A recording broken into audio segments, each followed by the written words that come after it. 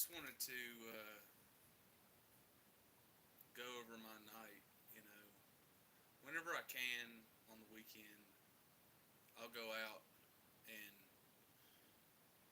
you know dance at the bars, sing karaoke, go listen to some comedy, do some comedy, um, and just see what is socially going on out in the world. And you know, I've had thoughts about what's going on with society, and I've talked about it a little bit here and there. But you know, while it's fresh in my mind, I'd like to talk about it. I see so many people not really having any fun.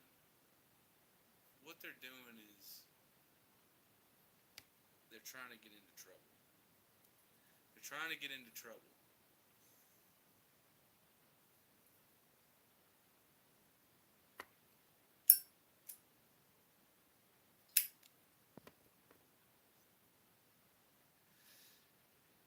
And what I mean by that is, you know, there's a lot of swingers out there. You know, there's a lot of people out there just trying to stir some shit up. And, you know, there's this one woman that I've seen out and about, and she's real flirtatious with everybody. And, you know, sometimes takes men home, or more than one man home. And her husband's all for it, you know, because he's going to get one hole, and then the other two dudes is going to get the other hole. And they're real open about it. Like I've seen them splayed out on the pool table at the bar, getting real close to rowdy. And it's just what people want to do. And you know, a lot of these swingers I see have kids, and I guess they fall out of love with their husbands, and they start swinging and start fucking everybody in the town. And it always causes trouble because this chick will fall in love with that guy and want to leave her husband, and then that guy is in love with another girl, and he don't want to get involved with her divorce, and then they don't want to talk to each other again, and they're chasing each other round and round in circles, trying to fuck each other behind each other's spouse's back, and it's always a crazy drama, and it's a very common thing I've seen in a lot of different bars I go to. Uh, just people looking for trouble. They're not looking for fun. Like they think that's fun. They think the fucking each other and coming in that guy's wife's throat and putting it in her butthole and watching her husband be with another man and share her is like this great thing. While their kids is, I don't know, are they in the other room asleep? Do they have a babysitter? Are they at another house? They at their mom's house, their mama's house? Like, where the fuck are these people at? Like, I don't know. Where are the kids at during all this swinging? But the swinger shit is such a big fucking popular thing now. And then inevitably, like, there was this one bar we used to all go to, and I had my old business next to it. And so I'd pop in there for a drink after work and see what the fuck's going on in the town and, say hey to my buddies. But there's the swingers over there doing their shit. Uh, Getting in. You're gonna. I'm just now reading the chat. Yeah, it's bad to smoke, and yeah, I know how to play guitar. And hi, Jennifer. Uh, but anyway, this chaos that people bring in with like swingers club, the upside down pineapple club, is crazy. And I think some of these people might be worshiping Satan by just being hedonistic, and banging all the time and whatnot. Yeah, I think they might be, but I'm certainly not with the devil or any kind of other religion. I'm trying to figure it out. I think it's important to keep an open mind and try and figure things out because anybody that is 100% certain about what they say, that's horseshit. Like nobody, I know that's the whole concept of the leap of faith and whatnot, it's led people down some paths that are kind of iffy. Like, I don't know about it. More power to whoever wants to worship whatever they want to believe in. But me personally, like, I just don't know about a lot of things. I need more of a sure footing when I'm skating across life, if you know what I mean. But anyway, these swingers, they fucking are everywhere, and it's like a very popular mode of relationship status, like this poly thing that's blowing up. I see it everywhere. Um, Maybe people out in the country don't call it like polyamory; they just call it swinging. Uh, they're just a swinging couple, but it doesn't do anybody any favors. Is my whole point of making this video. I just saw a whole bunch of mess, a whole bunch of fights happening tonight, a whole bunch of bullshit instigated by the women, and the men that are in these poly relationships are real soft. They're just taking a back seat, like whatever baby wants, baby gets, and I just don't know about that. I think that's a bunch of crazy nonsense that just fucks up the whole family dynamic. Like every weekend, these couples, like multiple couples, I'm seeing go out into the night, bang people, ruin other marriages, have men fall in love with this chick's pussy. Like, he's not in love with her. Like, she's so confused up in her head, like she doesn't really even know what she's doing or what she means, and is just, riding that cock carousel around, fucking up everybody's world. And I was talking to one guy tonight. He's all fucked up by this chick.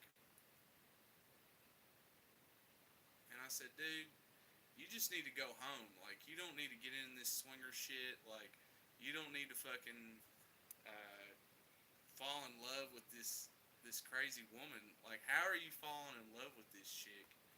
But I see it happen time and time again. Just these real weak-minded men get deeply enthralled with like a sexual experience. Like they've got a spell cast upon them. You know, they're just like, ooh, I gotta have her, and when are you leaving your husband? And she's like, I'm not leaving my husband. Like, what are you talking about? And he's like, I'll go fight him. I'll go kill him. I'll go fuck him up. And I'm like, dude, you're gonna throw your whole life away over some tail? Like, what the fuck are you doing? Why the fuck would you do that? You don't need to do that. You should just go home. He's like, no, I'll do it. You don't think I can do it? So this like male insecurity is like overriding logic. And I'm just as drunk as them. I'll sit in there and I'll drink half a bottle of Wild Turkey with them, but I'm not wanting to throw my life away for some other dude's wife and like kill the guy. That's insanity. But I see people all the time getting intertwined and caught up and choosing violence to I don't know, entertain their bored mind. Like, why would anybody want to make that kind of decision to jump into murder over, this weird little swinging experience you had while her husband was fucking her on one end, and you're like, got your cock in her mouth on the other end, and then you're like, I'm in love now. Like, what the fuck is wrong with people? Why is that the state of mind that people are caught up in all kinds of different bars I've been to? I just observe. The noticing will continue. I will continue just noticing how downhill everything is going and how quickly it is. It's I don't know. Like, aren't there better things to fucking get into than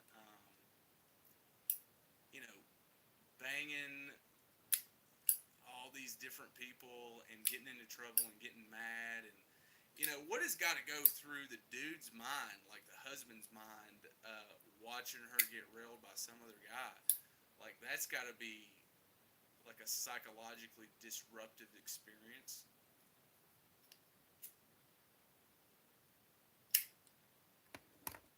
that's got to be a strange thing to witness. And you got to ask yourself, like, what was that guy's name? Destiny. Like he was dating that OnlyFans chick, right?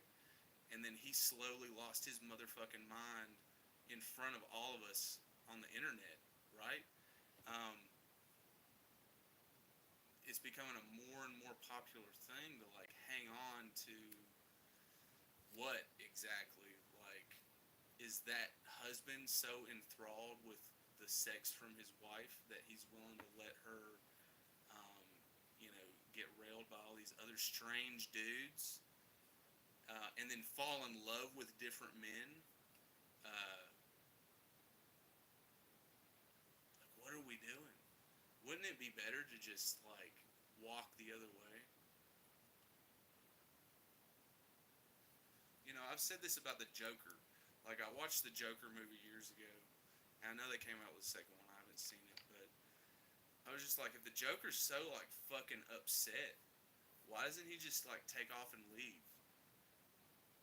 Like, just go live in the woods or something. Uh, why has he gotta, get mad and go shoot everybody on the TV and make a statement? Um, just leave. Like, you can go wherever you want to, wherever you want. You can go anywhere on the planet. You know, um, there's hobos out there that just like hop on a train and go wherever the fuck they want to go. Like, you can do that.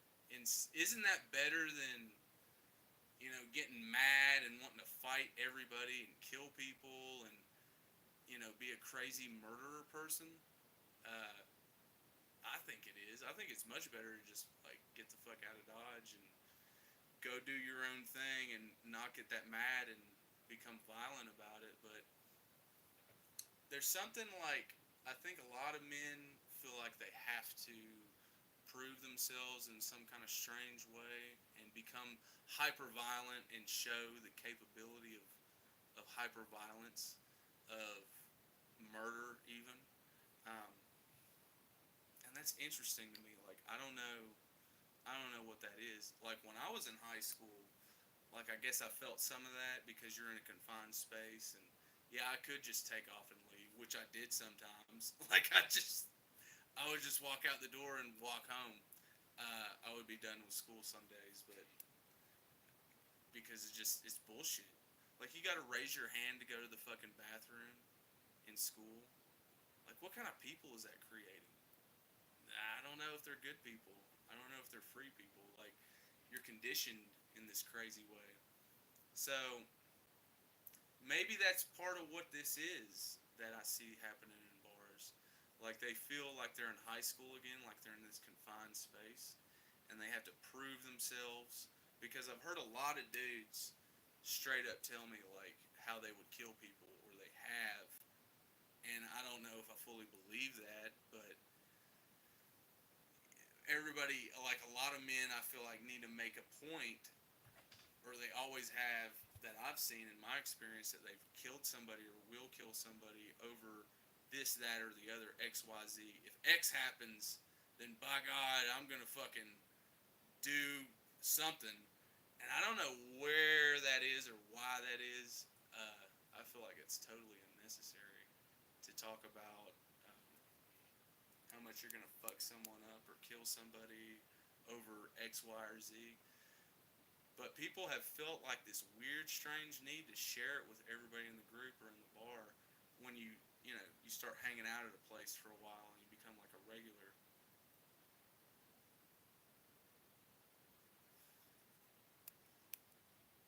And I guess it's all rooted in that same thing of the drama, the story. I really like Carl Jung, and I think he's right about the story thing. Like there's a lot of um, like pull our story has that we tell ourselves, and there's some dudes out there that are telling themselves this story that they have to go out and become like the Joker, or they have to go out and do something really badass and violent and crazy to prove that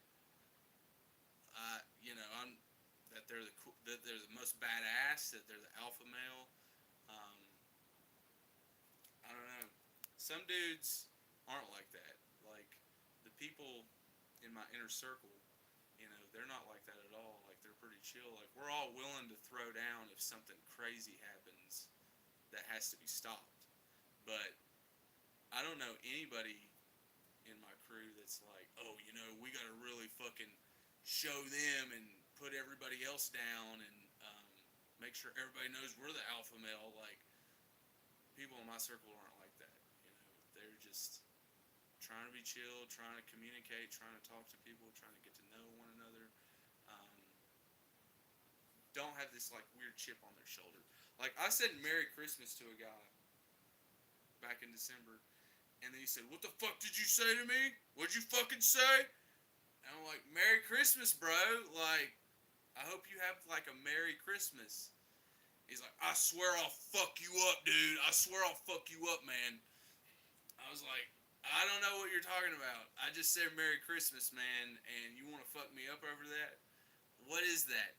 So that was very bizarre, but I think it was all rooted in the same thing, like this way that people are really lost, and they're looking for like these fights to grind themselves against something, to feel something, to feel like they're alive, I guess.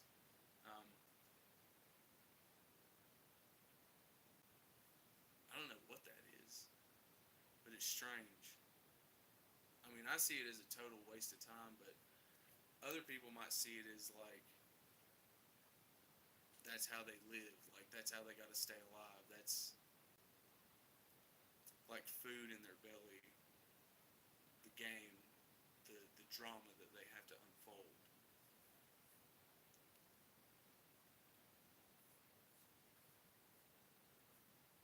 I feel like it's totally unnecessary though, um, to get caught up in all that unnecessary violence. Like I don't think you should avoid violence at all costs. Like if somebody's fucking with you hard, you gotta punch them in the face. You can't. Or if somebody's invading your bubble and you're like, hey man, can you back the fuck off? Can you go somewhere else? Like you're breathing my air, I can smell your breath. I think that's reasonable. At that point, it's reasonable to use force to get somebody off of you.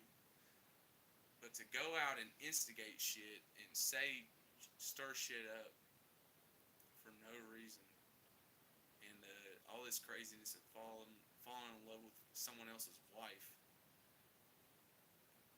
you got like, how many brain cells do you have in your head, bro? Like, what the fuck are you doing? For real. That doesn't make any goddamn sense at all. So I don't know. I sit here and wonder, what would Carl Jung say about that shit? Should do some research on that and do another video about this because I don't know. I don't know what the fuck the story that people are obsessed with telling themselves is. Like this one swinger chick was talking to me tonight. Like I don't know what she was doing. She's probably just trying to get everybody to swing on that swing. Chaos. And then I guess she got the picture that I wasn't really wanting to bite. Like I'm not wanting to get caught up in that fucking nonsense. I don't want to bang someone else's wife. Like what the fuck? Uh, Especially not with him on the other end. You know what I mean? Like that's some crazy fucking. That's some crazy fucking shit right there, dude. So I don't want to get caught up and involved with any of that. So she starts to confess this shit, like how she's fallen in love with this dude that she started swinging with, and I'm like, well, what about your kids? And she's like, yeah, but just the way this guy makes me feel, I'm so in love with him. She was like, I'm so in love with this guy. I want to leave my husband. And I'm like, I don't know if you should do that. Like, what is love anyway? Can you tell me? Can you tell me what love is? And she's like, I don't know. It's just like the way that he makes me feel. I want to leave my husband. And I'm like, that sounds like a bad move. Like, you probably should not do that at all. Um, and I'm like, and I know this guy that she was falling in love with. And I know that if they got together, that he would not let her swing and he would not let her fuck other dudes, like, at all. And she was like, I think that's what I love about him. And I said, so the way that you met him was you was swinging and y'all fucked and your husband was fucking you on the other end and you fell in love with this guy. And what you love about him most is he wouldn't let you do that anymore. So you're kind of disappointed in your husband for allowing you to swing. Like, he's not saying no, he's not controlling that. She's like, exactly. And I'm like, listen, you're all kinds of fucked up. Like, maybe you should, like, take a beat and think about this shit. And think about what you're doing. You've got kids with your husband, and all this shit. She's like, yeah, but I just want to let everything go and go abandon that and go follow this guy that I just met. I'm like, I don't know. Why do you want to do that? And she just kept saying, it's the way he makes me feel. It's the way his eyes look. And I'm like, yeah, but how long does that last? But it didn't matter. So it started to occur to me, like, the story that people tell has different time spans. Like, some people are just writing a chapter. Like, some people are just writing a chapter within the next month. And then other people are writing a book for the next few years.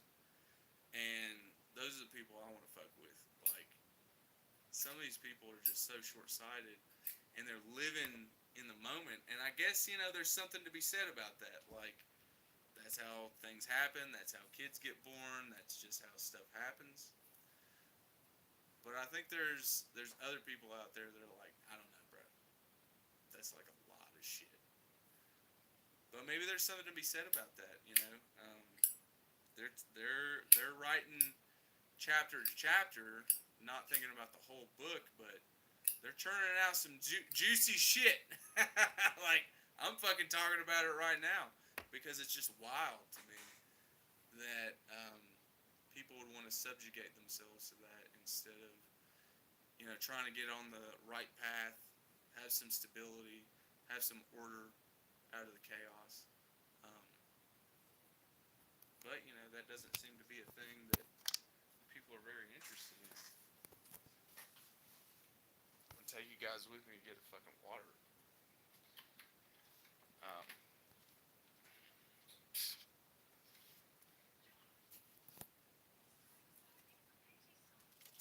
you guys ever watch Farscape? It's a good fucking show. I got a Samsung TV, and that thing just, like, there's a channel on there that just plays Farscape 24/7. And that's some good shit, you know. It's not Star Trek. It's not Babylon 5. It's its own fucking thing. I mean, it was, Jim Henson, the guy that did the Muppets and whatnot. His son started this show called Farscape, where it was like an adult-themed show that was set in space with live-action people. And this guy gets, like, lost in space with these Muppet aliens and whatnot. And he's from, like, the year 2000. So he's got all these pop culture references he uses all the time. So it'd be like if, one of us got shot through a fucking wormhole on the other side of the galaxy and started interacting with aliens, not having, warp drive or any of this actual Star Trek shit, but we understand it conceptually. And he just gets thrown into this fucking world, and he's got to figure out how to, like, get home and what is going on and who are these Muppet aliens. But it was a lot of fun. It's a good show. I think it lasted 4 seasons and then it had a movie. It's kind of like Firefly, you know, it got canceled too soon, but Firefly only had one fucking season, and that sucked. But at least we got a movie. We got Serenity, and you got the Peacekeeper Wars with old Farscape there.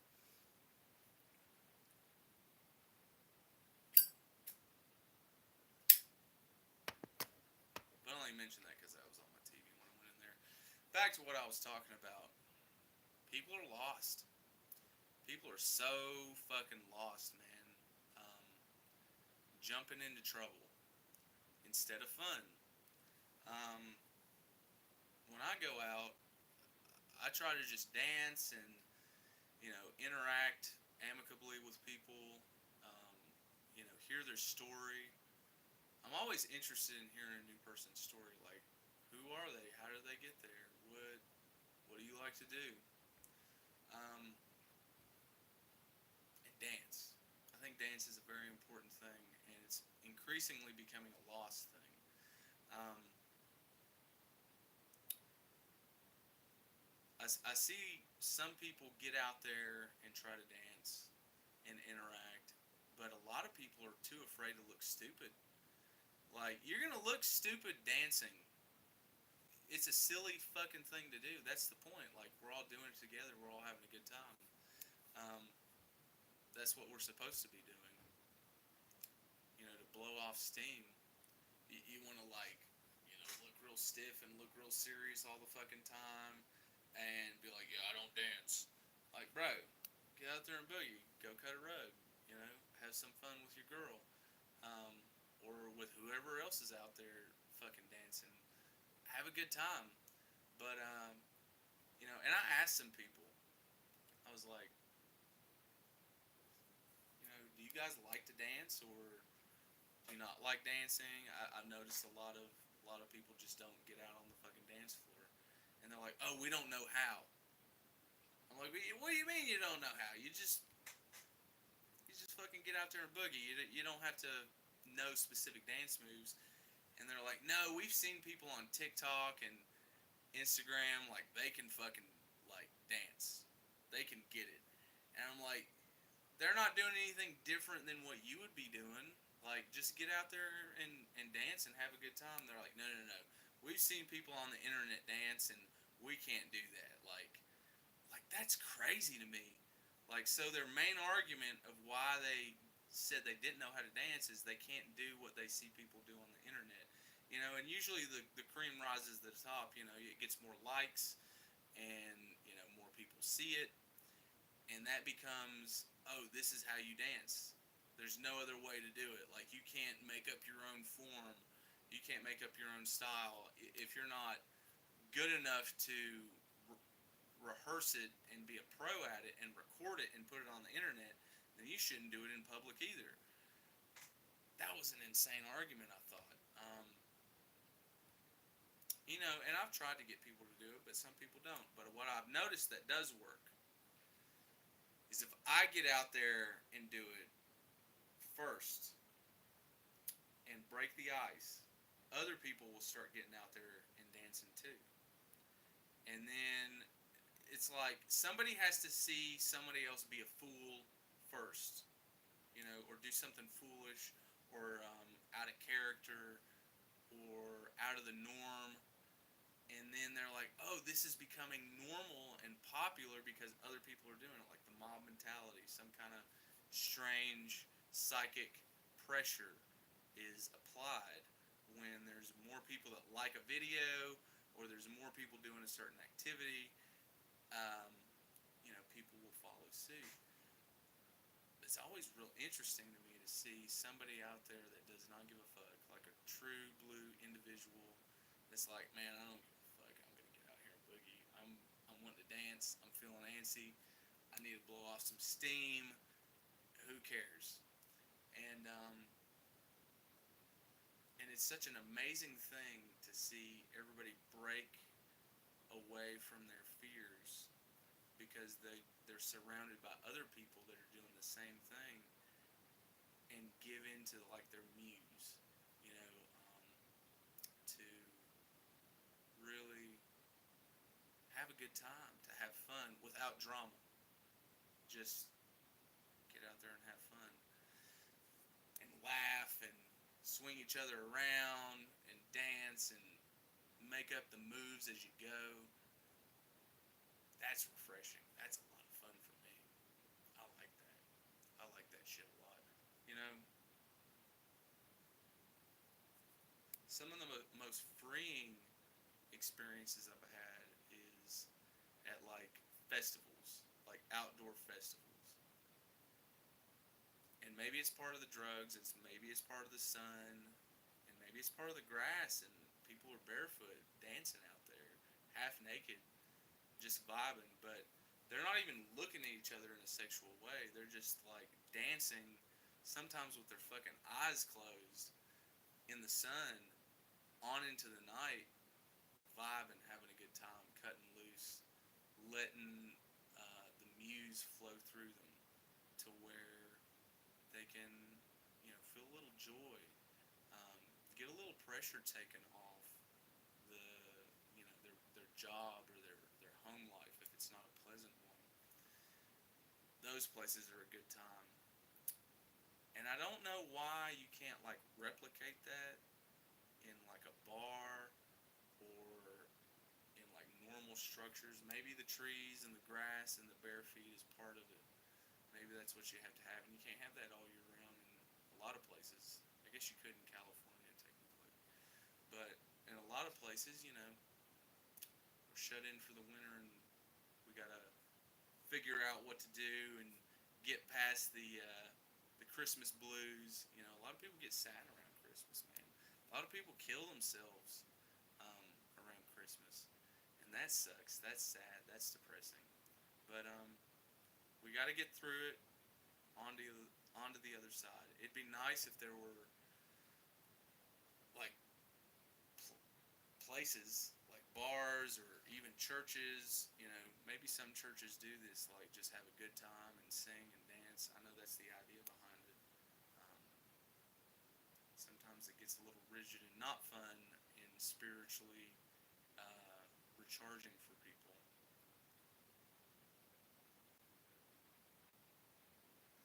You know, that's what it is really.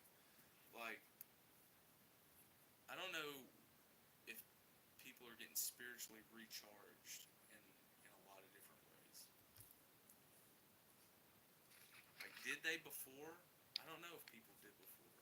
How did people used to get spiritually recharged?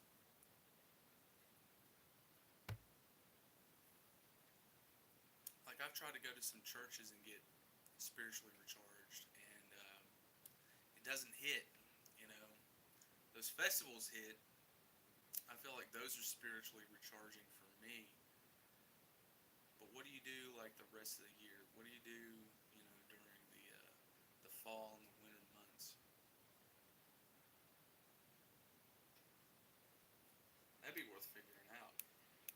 I know Joe Rogan does the comedy club stuff, but like beyond that, you know, what other activities could people get engaged in? Like I've gone to some of these nightclubs, and I can't call that dancing. You know, I can call that softcore porn and twerking. You know, but I don't know if it's really dancing if you stand in one spot and just shake your ass and tits. Like I don't know if that's dancing. You know, um, I don't know if that's as fun. Well, you know, I know for me, it's not as fun and engaging to dance like that if somebody's just twerking. Um, it's a lot more fun for people to have this dynamic and dance and you know, like I've gone to some country bars where they do line dancing and two stepping, and that's pretty fucking cool. Um, that seems fun and engaging and not totally degenerate and not very fun either. Um, like again, there's not a lot of movement going on with that kind of softcore porn dancing. I don't know what else you'd call it. Like you're basically fucking over your clothes, right? Um, and then then other types of dancing gets the whole crowd involved, and you guys are working off of one another and having a good time, like at some of these festivals I've gone to.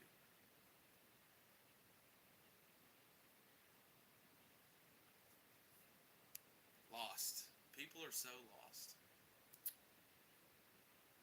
and then other people are not. I feel. I just don't think all the drama and violence is worth breaking up the monotony of your life, or the boredom, or the feeling that you have to prove yourself in some kind of way, shape, or form. Uh, that's strange to me.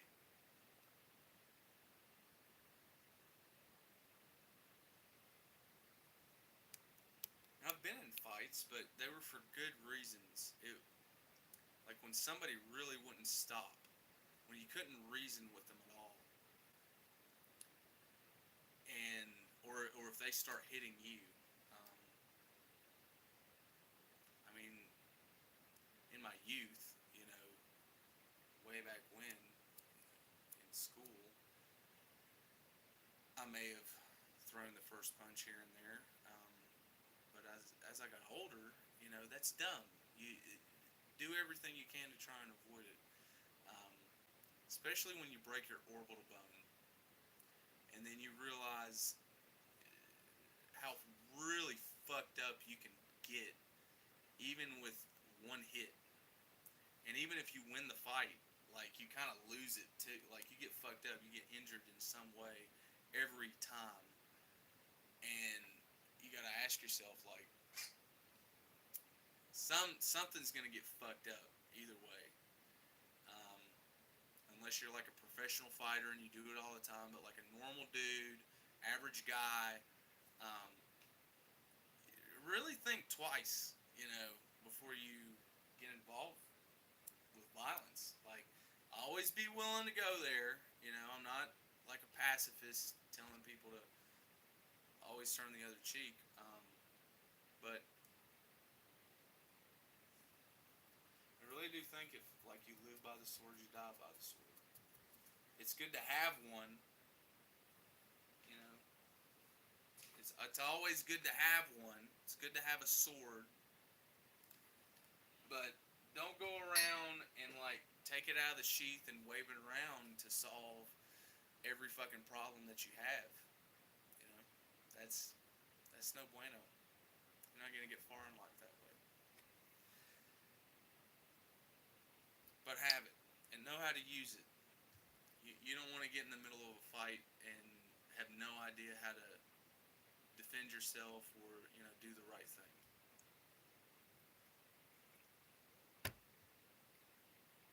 But this whole like going around looking for it, initiating it, trying to start it, even people into their 30s, that's crazy to me. Like we should have grown out of this shit um, after high school, right? But some people want a story to tell and they want that to be their story. Like I just couldn't believe it. This dude tonight was talking about how he would kill this dude and he didn't even care. I'm like, what about your kids? What are you gonna do about your kids, man? Like, well, they're gonna know. They're gonna understand that I had to do what I had to do. Like, are they? You're gonna be gone. You're gonna be in jail, bro. Over what?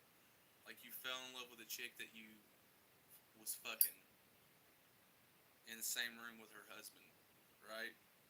Are you listening to yourself? And this is just such a common fucking story. Like I said, it's fresh on my mind. All this shit just happened. I just want to fucking talk about it. Cause yeah, it fucking bothers me. It fucking bothers me that people, they could be doing so many other things with their so many other better things with their time.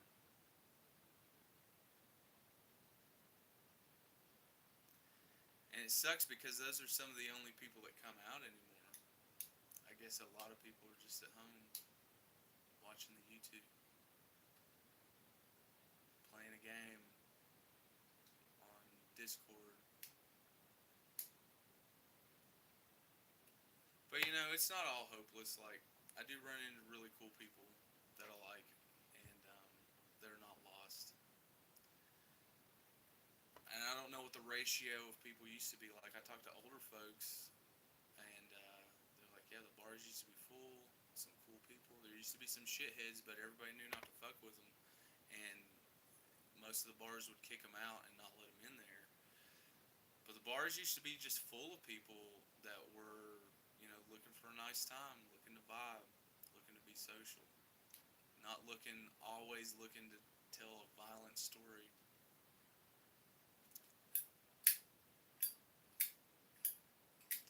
Don't know what it all means. That's why I'm talking about it. That's why I'm trying to sit here and figure it all out.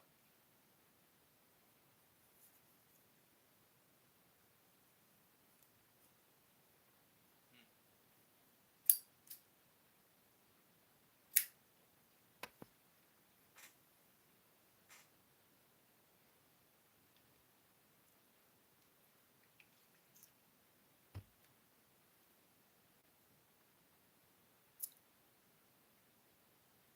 Figure it all out.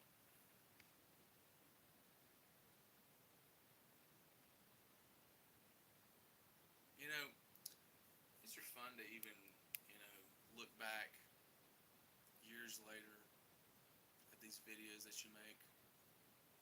Even if there's not a lot of people watching, like just for yourself, it's become like a public forum journal that we all do now.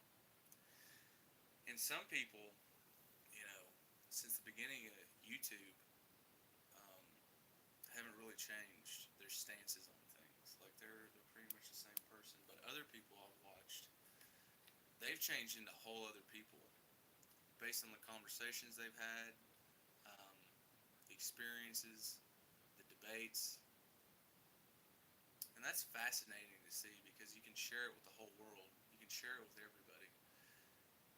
Kind of just your take on things and how you change over time. The YouTube public journal, public journal of thoughts, the human collective consciousness.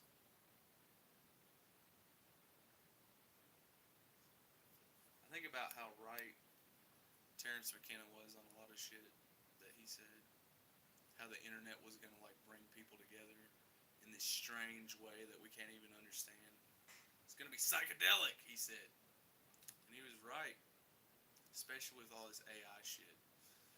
Like I'm seeing like these short little clip videos that people can make with that AI stuff, and next year they're gonna be making full blown movies and AI scripts and voiceovers of famous people that we all know.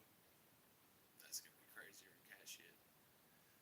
I remember, like 10 years ago, there was this movie that came out, had Robin Wright in it. Robin Wright, Princess Buttercup. It was called The Congress, and it was talking about how she was a washed up actress and she couldn't get work anymore, and so what she did is she sold her likeness to AI companies, and her kids didn't want her to do it, and she was like, "Well, we need the money. Like we're living in this shithole, and like people can turn me into whatever without me being involved, and we're gonna get the royalties. We're gonna get the fucking money off of that." So she did it, and as the future progressed, like they made these crazy fucking movies with Robin Wright's likeness and her voice, and made her this superstar all over again. And a lot of other actors and actresses signed over their likeness to the AI companies in this movie, and their identities were robbed, and they made them say and do things they would never want to do or say, but their rights got taken away on what they had to say about that. Um, like for instance, there's been some actors and actresses on set where a director wanted them to do something, and they're like, "No, I'm not going to do that." But once you sign your likeness over to the AI companies, they can make it do whatever. They can make you being, butt fucked by a donkey or some crazy shit. You've already signed your. It's your soul, really, right? And that's what Robin Wright started to realize in this movie. Like, oh fuck, I signed my soul over to this company. Like, what the fuck? And then her kids got these VR goggles bolted to their head, and then they dissolved into this other reality. And then one of her kids, though, became a rebel and started to blow up all the fucking VR servers and crash the parties of the rich and be like, wake up, take the fucking goggles off. And anyway, it's a good movie, The Congress. It predicted a lot of this shit that's I'm seeing start to take off, with the AI stuff. And there's this one dude, um, he does Joe Rogan parodies. It's called Rogan or some shit. Like he misspelled the fucking letters to make it this cutesy little altered reality of Joe Rogan and Trump and Elon Musk talking. But he uses all AI voices. And you can kind of tell right now that it's fake. It's not really Joe Rogan on the AI shit. But it's hilarious. Um, because it's so close. And there's this other dude. He does Mass Effect parody videos using the voices of all the people in Mass Effect. I love that game. That's a fucking great game. It's a great RPG. Um, it's like a space opera sort of thing, and you get to pick different decisions. If you ever played Knights of the Old Republic, it's like that. You get this little wheel of decisions, and they got like 15 different endings to the fucking game because of that. And that's dedication. It's like a choose your own adventure game with fully blown out 3-dimensional graphics, but you're choosing your own adventure. And anyway, this AI shit, you know, is you can kind of tell right now, but in another year or two, I don't know what the fuck's gonna happen. And then 10 years from now, it might be that the AI world that they make is going to be more alluring than where I'm at, smoking a cigarette in a room with a green light with a house plant. Maybe I want it to be a fucking mushroom fairy village instead of a house plant, and I can get some Neuralink implant and fucking literally see that shit. I'm getting off the train right there, boys and girls. Like, I'm not fucking doing that. I think there's going to be a lot of people that don't get on that train, and we're going to be called like neo-Amish people. They're going to have some word or term for us, people that are like, this is enough. This has gone too far. I'm not doing any. I'm not that lost that I need to be on here all the fucking time. Um, getting on YouTube once in a while and making a video and talking and interacting with people. That's cool with me. But fully committing to some corporation built chip that I'm installing in my fucking noggin, no thank you. I'm not doing that. But I know a lot of people will. A lot of people will. Like MySpace. You remember MySpace? Maybe that's just like I'm an old fucker and I remember that shit, but you could code your own HTML. You could change your cursor. You could put your own playlist on that shit and personalize that. That was your space. Can't do that on Facebook.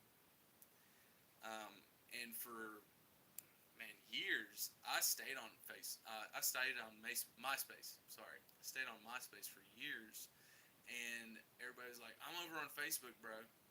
And more, I would message people on MySpace, and nobody would answer back. And I'd be at school, be like, "I sent you a message, bro. What's going on?" I was like, "I'm on this Facebook, dude. You got to get on there." So eventually, I was forced to get on the fucking Facebook and interact with all my friends. And I think Neuralink is going to be the same way. You're just going to, everybody's going to be on there. That's how you're going to have to talk to people, and they're going to do it. And I don't know. I thought everybody was going to migrate off of Facebook and do some other shit, but they didn't. What they did do is everybody's got a Facebook, an Instagram, a Twitter, a TikTok. Uh, I didn't do none of that shit. I was like, this is how do you manage all this shit? What the fuck are y'all doing all goddamn day? Getting on all these different apps, watching all this different shit. Like, I don't know. There's a lot of other things to do in the world than, oh, I gotta get out of this app and get in this app and see what's going on with these people on this app because they might be doing something different than in the other app. What the fuck are y'all doing? But okay, they're having fun. I don't want to be a grumpy old man about it. They'll figure it out. They'll figure it out. But yeah, this Neuralink AI shit, dude, it's gonna get fucking crazy. Where you can't even tell. But it will be kind of fun, you know, in like 5 years. Like, I could sit here and make any movie that I want to personally watch. You know, because sometimes you watch a movie and you're like, don't go in that fucking room. He's fucking in there. He's gonna kill you. And I'd make it to where it would be actually terrifying, where they would do all the smart things, but this thing would figure out a way around it. Like John Carpenter's The Thing. Like, that was a great movie. Like, they try to do all the best, smartest shit to outsmart this motherfucker. And that damn thing got their ass anyway, allegedly. Maybe it didn't. Maybe Kurt Russell had to fucking high ground on that shit and killed that thing at the end. Like, you don't know. That's what makes that movie so great. But I think about that scene with the chess game that he kept playing on the computer. And he found out the chess game was cheating. And so what did he do? He poured whiskey in the fucking computer and killed it. Because he had like this meta approach. Like, you're a computer. I could just short circuit you. I could pour whiskey in you and you're fucking dead, bitch. And I like to think, you know, at that last scene where Kurt was drinking that whiskey and he gave it to that fucking alien thing. Because I think Keith David was the fucking alien. I think he was the thing. I think he got. And I think Kurt Russell had an ace up his sleeve. He had a proverbial pouring the whiskey in the computer move as the scene faded away from the thing. But anyway, that's my theory on the thing.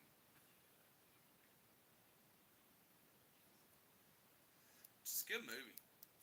It's a good kind of social study on what people do when something fucking crazy happens. You don't know what to fucking think or do about it. You can't trust anybody. And I like the theme in the thing where maybe the thing got infected by humanity. Like, the personalities that it assimilated, maybe the human software started to manipulate its mind to where it couldn't tell if it was a thing or not anymore. Because there was this whole premise in there where the alien would kill a part of itself to preserve its survival. And then it started to get individuality from assimilating humans in Antarctica. And it was like, maybe I'm the best. Maybe fuck you. Like, ego got involved with the alien mindset where it might not have had that before.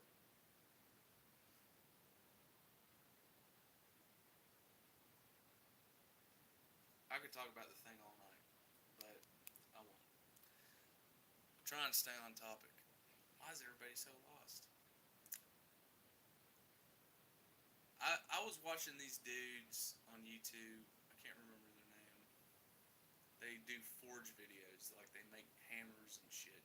And I watch those men build a whole house. They went out in the woods, they cut the logs, they hewed them, they fucking sanded them, they fucking shaped them into beams and made a frame out of it and raised it up put wooden pegs through them, lined them up. They got come along straps and wrapped them around things and took a stick and twirled it around and tightened up the fucking frame and hammered the pegs through. And they built a whole forge house by hand together. And I was like, damn, that's meaningful. And then they started a school. They started this blacksmithing school. Um, and they built rooms into this forge house where people can stay and then come out into the forge floor and make swords, knives, tools, shovels, whatever the fuck. And I'm like, we don't really need that, but that has a lot of meaning in it when you do it with your buddies and you form these friendships, these brotherhoods with people. And where did we lose that in work?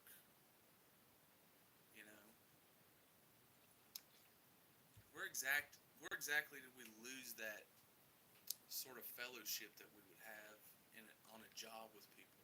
And I know some people still have it. Like, I got friends that are coal miners, and they feel that way, and people in the military feel that way. But for most jobs, I don't think a lot of people feel that way. They don't feel like they have friends at work. They feel like they have like competition instead of cooperation, and that's strange. I wonder when that happened. I've talked to my dad about this stuff, and what did he say? I think he said it started to happen in like the 60s and 70s, and then by the time the 90s rolled around, everybody was so self-centered and looking after themselves, including the corporation, that it was every man for himself, climb the corporate ladder and kick people off it and watch them just tumble down. And that's a sad and depressing thought. Um, I've thought a lot about hyper-individualism in America. Like, does America breed hyper-individualism? Like, is this inevitable? Like, we're very anti-communist, and I am too. Like, communism has killed a lot of people. Um, but then we have, this Christian thought, and Jesus is kind of a communist. I don't know what extent you could argue that really, but that's in there. Help people no matter what, and it doesn't really detail how much, because I've tried to help people in the past, and like this one dude, I let him borrow my car because he was going through a divorce,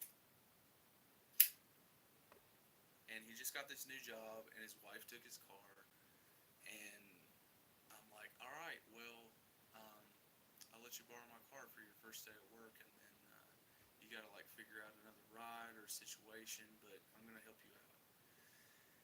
And he goes to work his first day, and he's fucking late, and then he doesn't get to work. And then I'm like, well, cool, I'll come pick my car up. And he's like, well, your car got a flat tire. Like, my car got a flat tire. How did it get a fucking flat tire? And then some other things happened. He's just like, come on down. I'm like, all right, what fucking happened to my car? So I get down there, and my hood of my car is all fucked up and dented, and my windshield wipers are twisted up like a vine, like just out here from my windshield like that, just all fucked up. And I have a spare tire bolted onto the side of my car on the back. And I'm like, what the fuck happened to my car? And I go in there and ask him, I'm like, what happened? He's like, got a flat tire, and then something happened to your windshield wipers, and I don't know what happened to your hood. And then I asked a friend of mine. He's like, oh dude, he flipped the fuck out, and he had a big goddamn fit, and he got on top of your car, jumped up and down on the fucking hood, holding onto the windshield wipers, and was just screaming and cussing. I was like, what the fuck are you talking? What the fuck did you just say? What are you talking about? And he's like, yeah, he fucked your car up. I was so fucking mad. So I wanted to just beat this dude's fucking skull in. Like, I'm helping you out, bro. Where are you fucking my shit? What the fuck is your crazy people? And that's just one example of, all the times I've really tried to help people and be there for them. You get fucked real hard, bro. You gotta be really careful. I don't let anybody borrow my fucking car anymore. I've got certain lines. I got certain lines. You gotta have those hard lines, man. People will take you over. Um, and anyway, Christianity in the Bible doesn't really specify how much you should sacrifice for your fellow man. But me personally, I have a hard line of I will give you some advice. I will try to help you out a little bit here and there. But that's it. You ain't borrowing my car. I'm not giving you rides forever because people start to take advantage of you and they will fuck you. So I don't know. I don't know what you're supposed to do, to be like this really, really good person, to get into heaven and all that shit. But I know for me on this earth, there's a limit, man. Like there's a limit. Like I would feel bad asking somebody for that much shit. I would just be like, I don't need to be that helpless and desperate. And I'd rather fucking walk than put somebody out, or let alone jump on their fucking car and fuck up their windshield wipers and all this fucking bullshit. Like, what the fuck, dude? But that's how it is. If you're too nice, like people will take advantage of you 100%, and you can't let that happen. You got to look out for yourself too, so that way when you do have extra resources and you see somebody really struggling, not even asking for help, those are usually the people you should try to help out with, I think. Um, because they're trying, you can see them clearly trying on their own and do some good shit, and I think you should try to help them out. Um, and I know, if you help people too much, that's not a good thing. Um, I've heard people say that work in nursing homes that if you help elderly people too much, you take away their muscle mass, actually. And I think that's true in a lot of other ways. It's good to help out a little bit, but don't help so much that you take away somebody's power to help themselves. Because that's a powerful thing, too. Like, if you help yourself and then you, like, get up on this extra step and you know that you did it, that's better than drugs, I think. That's a powerful feeling. That's a good feeling to have. And you don't want to rob people of that by helping them too much and, doing everything for them. Because for some reason they'll turn to resent you and fuck up your car. Um, rosemary oil, bro. This year, yeah. Check out rosemary oil. Well, we all go out one way or another. But yeah, be careful of who you help and how much you help them. Um, Because they'll take you all the way down, man. They'll take you all the way down. They'll take everything you got. They'll disrespect your shit. I knew this other group of people in the town over. They try to help people all the time. Really good, Christian folk, right? And they help this mother and this son all the time. They helped them all the time. And one day, this lady came into the house to get some food, and she started coming to the house and just asking for food. Like, you got any extra bread? We need some. Do you got any? We need it. We're hungry. And I'm like, bro, I don't know if you don't need to be helping people like that. You got any? You got it? I know you got some. You got bread in there, right? We need it. Give it to us. So this lady comes in there acting like that. She's like, I'm sick. I'm sick. She literally fucking takes her pants down and shits and pisses in my friend's fucking floor in his living room all over his stuff. She's like, "Oh, so sorry. I'm so sorry. Well, I guess I better go." Didn't offer to help clean that shit up. Nothing. Ruined my man's floors. He had hardwood fucking floors. All that diarrhea, piss bullshit seeped into his fucking floors. He had to get all new floors. He tried to bleach that shit, tried to get that shit out. Every time he'd walk into a house after work, it smelled like shit and piss. Human shit and piss. This lady that he's trying to, be a good Christian and help out all day long, right? This is how she repays him. I got story after story like that. Just you gotta have limits. You gotta have a line that you draw in the fucking sand where you do not cross go and collect $200 from me. Like, you gotta be that way. And some people vehemently disagree with me on that. They think that, that's a cold and heartless thing for me to say, but man, I've been down that road helping people, having sympathy for the lost. Um, I've been lost myself, man, and I've had people help me along the way, but most of that work is work you have to do on your own. You got to figure it out yourself. Like, why am I in this situation? Why do I feel lost? Why do I feel confused about everything? And you got to navigate that. You got to figure that out. You got to come out the other side better than when you were yesterday. Can't measure yourself against all these other people and millionaires, billionaires, people with a million followers on YouTube or TikTok or whatever. You got to measure it by who you were yesterday. That's how you get anywhere. That's how you make anything happen.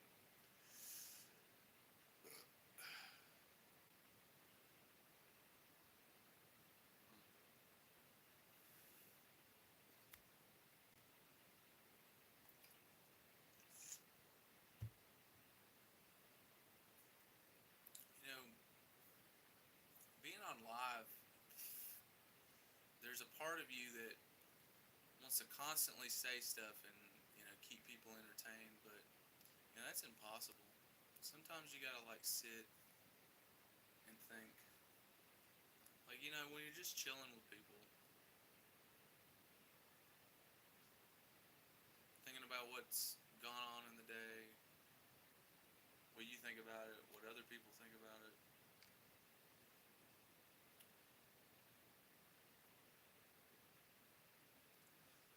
I was talking about this with the in the aspect of comedy, like when you're getting up there on stage, what is your reason? Are you trying to make the mob laugh, or are you trying to make the individual laugh? If you're trying to make the mob laugh, then you gotta like act like a monkey and sing and dance and do all this crazy stuff. But if you're doing it for the individual, then you really don't give a fuck what people think. You're getting up there and saying and doing what you think you need to be doing for yourself. And if that reaches other people, that's great. That's, I think, the true art form of anything.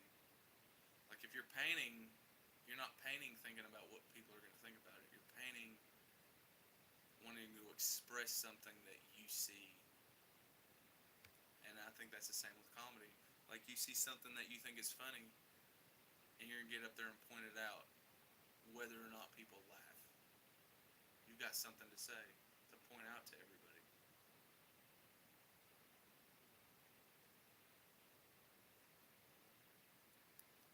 I've talked about narcissism on this channel. I think that was one of the first videos that I made, like narcissist gatekeepers.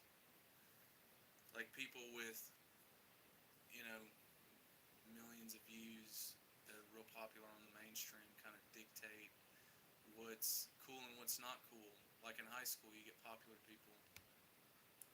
But if you really like look around, there's some insightful motherfuckers out here, talking about some real shit. Some of these people out here with like 70 views or 200 subscribers dropping some real shit, talking about real things that matter.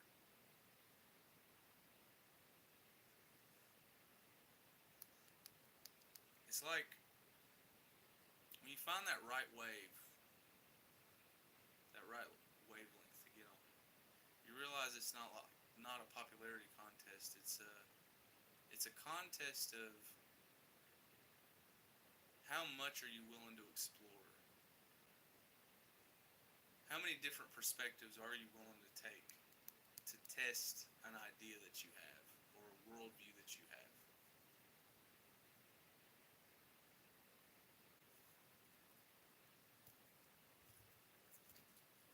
Like boomers and older people, like they're hook, line, and sinker with this news shit.